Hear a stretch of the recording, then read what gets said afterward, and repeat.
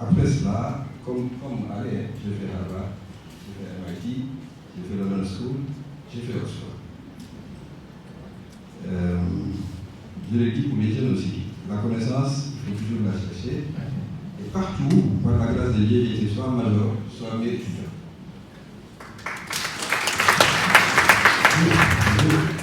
Je m'empresse de le dire parce que moi j'ai subvenu ce samedi pour d'abord rendre hommage à la recherche du savoir. Parce que le contexte dans lequel nous sommes semble montrer que le savoir n'est pas la préoccupation dans le pays. Et pourtant, je pense que lui va poser la problématique. Le débat de fond sur le Sénégal, c'est un débat sur le paradoxe sénégalais. Comment est-ce que tu connais ce potentiel? Ici, il n'y a que des ministres. Moi, je suis fier de nos jeunes, ils sont brillants, tous brillants. Donc, nous avons la matière grise, nous avons aussi l'histoire de stabilité, enfin, il y a quand même un ensemble de c'est quoi, ce livre, moi, c'est un livre très spirituel aussi. Quelque part, ça. Parce qu'un croyant est optimiste. Ce que j'ai vraiment noté, c'est-à-dire que, quelque part, l'approche est très courageuse. Ça pose des problématiques, mais en même temps aussi, ça semble montrer qu'il y a quelque chose de possible. Nous, Sénégal, notre problème, c'est notre paradoxe. Comment nous pouvons avoir un plan sexuel autant d'adultes et nous n'arrivons pas à décoller? C'est ça le problème du pays.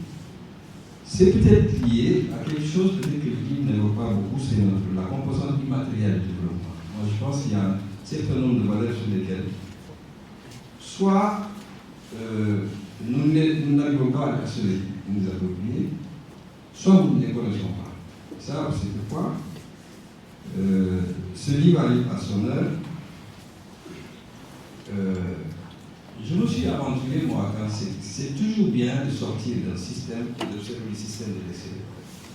Sénégal, nous avons tout essayé. Moi, quand je suis sorti du poste de ministre, j'ai regardé, pour faire mon bilan personnel, j'ai regardé sur 25 ans, disons. J'ai regardé la dynamique du développement du pays, de l'histoire du pays, il y a toujours une constante qui montre qu'on se rapporte pas le développement. Pourquoi? Parce que chaque fois, les réformes ont été menées quand il y a une crise. La communauté internationale vient, on nous impose des conditions et on fait des réformes. C'est ça le problème. Ça, c'est le profil d'un pays qui ne s'approprie pas son développement. Le livre l'a dit, hein. Je pense qu'on a compris le message. Il faut que vous, votre génération, vous preniez en charge sérieusement le développement du pays. Première chose. Deuxième chose, ils sont en train de se chamailler pour prendre le pouvoir. Mais changer pour aller où? On change pour aller où? Et en disant, je vais partager avec vous moi, ma réflexion que j'ai de cela. Je crois que pour ceux qui sont, comme on est en train de parler de l'économie, les réponses économiques ne sont pas dans l'économie. Je suis moi de l'économie du développement. Je crois que la science économique a besoin de s'ouvrir à d'autres disciplines.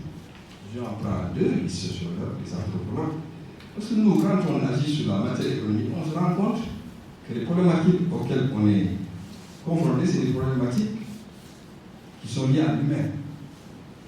L'humain n'est pas économique forcément, l'humain aussi a des fables. L'humain aussi a. Il y a d'autres composantes.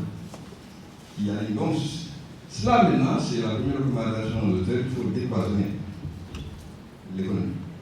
Il faut décloisonner.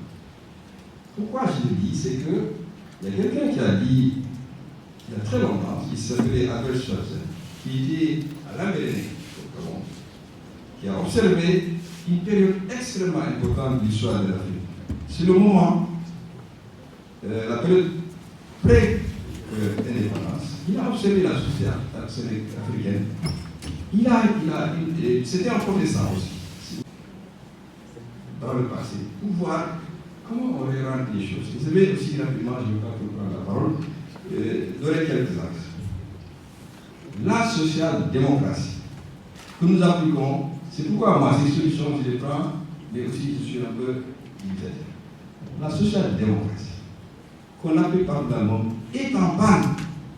Ça ne marche pas. Dans aucun pays au monde, ça ne marche pas. Parce que la composante des deux pieds sur lesquels marche cette social-démocratie, c'est le fonctionnement de l'État et le fonctionnement des marchés des biens et services. Aucun des deux ne marche. Allez, j'ai accompli cela. Ça veut dire qu'il faut changer de modèle, il faut trouver une autre voie. Les pays développés ont plus de problèmes que vous. Ils sont en train de sombrer. Le sang du monde est en train de changer, il n'est plus là.